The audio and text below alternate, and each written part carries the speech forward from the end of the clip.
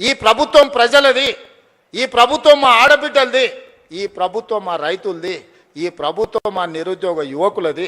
ఇది మన ప్రభుత్వం. మంచిగా చేసుకుందాం. పోలీసు నియామకాలు 5,000 పరీక్షలకు నేను ఇవాళ 5,000 ఖాళీలకు నేను నోటిఫికేషన్ ఇస్తే ఈరోజు గతంలో ఇవ్వకపోతే ధర్నాలు ఉండేటివి, ఇప్పుడు ఇస్తే ధర్నాలు చేస్తున్నారు. ఇది ఎక్కడదో. గతంలో మెట్రో కట్టమని మనం అనేది, ఇప్పుడు మెట్రో కట్టొద్దని వాళ్ళు అంటారు. గతంలో మూసిని ప్రక్షాళన చేయమని మనం అనేది, ఇప్పుడు మూసి చేయడానికే వీల్లేదంటారు. గతంలో రీజనల్ రింగ్ రోడ్ కట్టండి అని వేయండి అని మనం అనేది, ఇప్పుడు వద్దంటారు. ఏది చూసినా వద్దో వద్దో వద్దో అని ఒర్లువోతుల్లాగా తయారైంది. మీరు ఒర్లినా పొర్లుడు దండాలు పెట్టినా, మీరు ఎండ్రిని దాగి బాయిలో దుంకినా ఇవన్నీ పనులు చేస్తా. మీరందరూ నిండు మనసుతో ఆశీర్వదించండి. ఈ ప్రభుత్వం మీది. ఈ ప్రభుత్వాన్ని కంచేసి కాపాడుకున్న బాధ్యత మా రైతాంగ సోదరులదే. ఇలా ఏం చేయకపోయినా మీ భార్య భర్తలు మాట్లాడుకునేది అయితే ఇంటలేమా? ఓటు ఎక్కువనో ఓటు తక్కువనో ఇచ్చినాం, కానీ మీ సంసారంలో సిచ్చు పెట్టే కేసీఆర్ లాంటి తప్పుడు పనులు మాత్రం చేయదలుచుకోలేదు. మళ్ళీ వచ్చిర్రా. ఇక చివరికి భార్య భర్తలు మాట్లాడుకునే స్వేచ్ఛ కూడా ఈ రాష్ట్రంలో లేకుండా పోతుంది. అట్లాంటి వాళ్ళని మళ్ళీ రానిచ్చే సమస్యనే లేదు. చాలా మంది దీంట్లో అరుంధతి సినిమా ఎంతమంది చూసిండ్రా? చేతురి.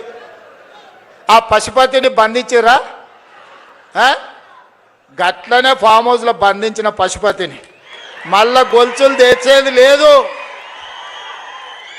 అరుంధతి సినిమాలో రాక్షసుని ఎట్లయితే బంగళాల బూతు బంగళాలు వేసి బంధించినమో, ఈ రాక్షసుని కూడా ఫామ్ హౌస్లో గొలుసులేసి మా రైతులు బంధించారు. బయటకు రానిచ్చేదే లేదు. ఇక గదే జైలు, గదే మొత్తం. అంతేనా? సిద్ధమే కదా? మరి గట్టిగా సపట్లు కొట్టురు. ఇక బట్టేనా నమ్మకం వచ్చిందా నీకు? రాజకీయాలు చేద్దాం 6 నెలల ముందు. అయిపోయింది మీ పని. కానీ నిజాయితీగా పనిచేయండి, రాష్ట్ర ప్రయోజనాలు కాపాడండి. ఇవాళ నువ్వు అన్ని చిల్లర మాటలు, ఉద్దర మాటలు, అబద్ధాలు మాట్లాడి, అబద్ధాలు మాట్లాడి, మోసాలు మాట్లాడి ఇంకెన్ని రోజులు చేస్తావు రాజకీయము? ఇప్పుడు ఏడాది అర్థంకెళ్ళి ఇదే చెప్తున్నావు. 1 ఎకరానికి నీళ్ళు ఇచ్చినావు. పోయిన అసెంబ్లీ సమావేశాల్లో ఏం చెప్పినావు? నువ్వు 6 ప్రాజెక్టులు పూర్తి చేస్తా, 6.5 లక్షల ఎకరాలకు నీళ్ళు ఇస్తా అన్నావు. పూర్తి చేసిన ఒక్కటన్నా 6 చెప్పినావు నువ్వు. 6.5 లక్షల ఎకరాలకు నీళ్ళు ఇస్తా అన్నావు. 6.5 లక్షలు ఇచ్చిపెట్టు 6,000 ఎకరాలకండి ఇచ్చినావా? ఇప్పుడు మళ్ళీ మొన్న బడ్జెట్లో పెట్టిండు. ఇది పోయిన బడ్జెట్ గోవిందా చెప్పింది తప్ప 6,000 ఎకరాలకు కూడా నీళ్ళు ఇవ్వలే. ఇప్పుడు మాటలు మస్తు మాట్లాడచ్చు, కూర్చున్న కాడ పని చేస్తే తెలుస్తుంది. నువ్వు చేసిన గొప్పతనం ఏంటంటే 6 ప్రాజెక్టులు పూర్తి చేస్తా అన్నావు, కానీ పెద్దవాగు కొట్టుక పీకింది, ఎస్ఎల్బీసీ ఊలి పీకింది, వట్టెం పంపోజ్ మునిగి పీకింది. గింతే నువ్వు చేసింది. 1 ఎకరా కూలగొట్టుడు, మునుగొట్టుడు, తెగ్గొట్టుడు, గింతే కదా నువ్వు చేసింది. పెద్దవాగు తెగ్గొట్టినావు, పాలమూరు ఎత్తిపోతల పథకం మునగొట్టినావు, ఎస్ఎల్బీసీ టన్నులు కూలగొట్టినావు. What is that you have done? నువ్వేందో ఉద్ధరించినట్టు, నువ్వు సత్యహరిశ్చంద్రుడు లెక్క నేనంత పెద్ద ఉద్ధరించినని మాట్లాడుతూ ఏం చేసినావు ఏడాది అర్థంలో? నువ్వు ఏడాది అర్థంలో నీ పాలనలో కనీసం 6,000 ఎకరాలకు నీళ్ళు ఇచ్చినావా? అసెంబ్లీని కూడా తప్పుదో పట్టించినావు. అరే ఏం నడుపుతావా నువ్వు? గవర్నమెంట్ 30 ఎస్సీ పోస్టులు ఖాళీ ఉన్నాయి, 15 చీఫ్ ఇంజనీర్ పోస్టులు ఖాళీ ఉన్నాయి. అలా ట్రిబ్యునల్ మీద వాదనలు జరుగుతుంటే ఐఎస్డబ్ల్యూఆర్కు చీఫ్ ఇంజనీర్ లేడు.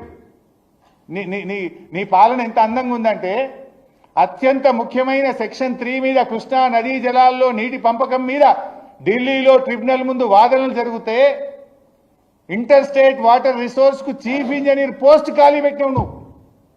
The post is vacant. SC కూడా లేడు, సిఈ లేడు, ఎస్సీ లేడు, ఈ వై కూర్చుంటున్నాడు. అంటే హౌ సీరియస్ యు ఆర్? అసలు నీకు ఆ సీరియస్నెస్ లేదు. ఏం చేసినావు? ఎస్ఎల్బీసీని పూర్తి చేస్తా, నేను ఎట్లా పూర్తి చేస్తా? వీళ్ళేదో రాళ్ళు కట్టుకొని అందులో చచ్చిపోయినా నేను చెవ్వాలని తెస్తా. నీ ముఖానికి నువ్వు మొదలుపెట్టిన ప్రాజెక్టులో నీ మంత్రి నువ్వు చేసిన మూర్ఖ పని వల్ల ఎటువంటి పరీక్షలు జరపకుండా ఏదైతే మీరు తవ్వకం చేసినరో అందులో కార్మికులు చచ్చిపోతే ఇప్పటి వరకు గా శవాలను తీయలేకపోయినావు. నీ ముఖానికి ఇంకా నువ్వేందో కేసీఆర్ ఎల్లబడ్డా నేను తీస్తా. ఏం తీస్తావు నువ్వు? ముఖ్యమంత్రివి, నీ సక్కదనము, నీ మంత్రులు 8 శవాలను తీయలేకపోయింది ఇప్పటి వరకు. ఇక నువ్వు ఎస్ఎల్బీసీ పూర్తి చేస్తావు. ఎవడు కారకుడు? ఎస్ఎల్బీసీ పూర్తి కావడానికి ఎవడు కారకుడు? నీ ముఖ్యమంత్రి నువ్వు చేసిందే కదా. నీ పాత ముఖ్యమంత్రి, నువ్వు కొత్తగా ఇయ్యాలని నెత్తికెత్తుకున్న నీ పాత ముఖ్యమంత్రి నీ దోస్తైన నీ గురువైన నీకు ఆంధ్రప్రదేశ్ ముఖ్యమంత్రి మీరు చేసిన కుట్ర ఫలితమే కదా. ప్రపంచంలో ఎవడు వాడని టెక్నాలజీని తీసుకొచ్చి నల్లగొండ ప్రజల్ని మోసం చేసింది మీరే కదా. ఇవాళ నీకు తాబేదారులుగా నీ బూట్లు దుడుస్తూ నీ మంత్రి పదవి కొనసాగించాలనుకుంటున్న నాయకులే కదా ఆనాడు కూడా అది ప్రారంభం చేసినాడు ఉన్నారు మంత్రులుగా. మీరు చేసిన తప్పుకు మీరు చేసిన దుర్మార్గాలకి ప్రజలు మీకు శిక్ష వేస్తారు. నువ్వు చేసుకుంటా పనులు ఎదిటోళ్ళు చేస్తారు. కేటీఆర్ గారి మీద నువ్వు బురద చల్లుతాము, కేటీఆర్ గారితో మీరు చల్లుతారు అంటే ఎవరు నమ్మేటోడు ఎవరు లేడు. ఎందుకంటే నువ్వు చేసే పనులు అందరు చేస్తారనుకుంటే అది కరెక్ట్ కాదు అని చెప్తా ఉన్నాను. ఖచ్చితంగా నేను చెప్తా ఉన్నాను. నేను ఇది అలిగేషన్ కాదు, ఇది ఏ ఎంక్వైరీ అయినా ఇవ్వండి. ప్రైవేట్ హ్యాకర్లతోని రేవంత్ రెడ్డి గారు హీరోయిన్ల ఫోన్లు ట్యాప్ చేయిస్తా ఉన్నాడు. ఆ హీరోయిన్లని బ్లాక్మెయిల్ చేస్తా ఉన్నారు. ఆఖరికి మొన్న మిస్ వరల్డ్ వచ్చిన వాళ్ళకి కూడా ఫోన్లు ప్రైవేట్ హ్యాకర్లతోని దాన్ని ట్యాపింగ్ చేయించిండు. ట్యాపింగ్ చేయించి ఎంత అసభ్యంగా ప్రవర్తించిరో వాళ్ళని బ్లాక్మెయిల్ చేసే ప్రయత్నం చేసిరో మీరు అందరు కూడా చూసిరు. ఇవన్నీ కూడా వాస్తవాలు నేను చెప్పేది, ఏది కూడా అబద్ధాలు చెప్తారండి. ఇలా మిస్ వరల్డ్ వచ్చిన వాళ్ళందరికీ కూడా హ్యాకింగ్ చేసినావు, హీరోయిన్ల ఫోన్లు హ్యాకింగ్ చేస్తున్నావు. ఆఖరికి ఒక హీరోయిన్ ఫోన్ హ్యాకింగ్ చేసి ఆ హీరోయిన్ని ట్రాప్లో పడేసి బ్లాక్మెయిల్ చేసి మై హోమ్ పూజాకి రాత్రి 2 గంటలకి పోయి ఆ హీరోయిన్తో ఏం చేసినావు నీకే తెలియాలి, ఇక మాకైతే తెలియదు. కానీ మాకు సంస్కారం ఉన్నది కాబట్టి ఆ హీరోయిన్ పేరు బయట పెట్టలేము. కానీ మేము బయట పెట్టదలుచుకుంటే నువ్వు తిరిగిన 16 మందితోని నేను బయట పెడతా.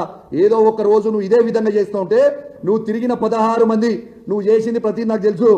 నేను కూడా కాంగ్రెస్ పార్టీ నుంచి వచ్చిన. నువ్వు ఏమేం చేసినావు, ఎక్కడెక్కడ చేసినావు, జూబ్లీస్ లేడం అనుకున్నావు, దుబాయ్ లేడం అనుకున్నావు, ఢిల్లీ లేడం అనుకున్నావు, అన్నీ తెలుసు మాకు కూడా. నువ్వు చక్కగా రాజకీయం ముఖ్యమంత్రి లాగా బిహేవ్ చేసి చక్కగా రాజకీయం చేస్తే చక్కగా మేము కూడా చేస్తాం. నీ నోటికి వచ్చినట్టు పర్సనల్ విషయాలు పర్సనల్గా ఉన్నా లేకున్నా ఉండదు. మేము కేటీఆర్ గారి మీద బురద ఊస్తాం, మేము కేటీఆర్ గారి మీద బద్నాం చేస్తామంటే ఇక్కడ ఊకునేటోడు ఎవరు లేడు. ఇవాళ కేటీఆర్ గారు కడిగిన ఆనముత్యంలాగా బయటకు వస్తాడు. ఇలా ప్రజలందరూ కూడా కేటీఆర్ గారు హరీష్ రావు గారు కావాలని కోరుకుంటా ఉన్నారు. నీ చిల్లర రాజకీయం వల్ల ప్రజలు కూడా ఫెడప్ అయిపోయారు. బంద్ చేయి. ఎన్ని రోజులు ఇదే పని చేస్తుంటావా? నేను మళ్ళీ చెప్తున్నా, ఇవాళ రేవంత్ రెడ్డి గారు ప్రతి యాక్ట్రెస్ కూడా చాలా జాగ్రత్తగా ఉండాలి. మీ ఫోన్ రేవంత్ రెడ్డి గారు హ్యాక్ చేస్తూ ఉన్నారు, బ్రోకర్లను మధ్యలో పెట్టి ఆ బ్రోకర్లతోని మళ్ళీ మీకు ఫోన్లు చేసి మిమ్మల్ని ఇబ్బంది పెట్టే ప్రయత్నం చేస్తూ ఉన్నారు. కానీ మీరు ఎవరు కూడా అధైర్యపడాల్సిన అవసరం లేదు. వాడు ఎంత చిల్లరగా చేసినా కూడా ఖచ్చితంగా మేము అండగా ఉంటాం.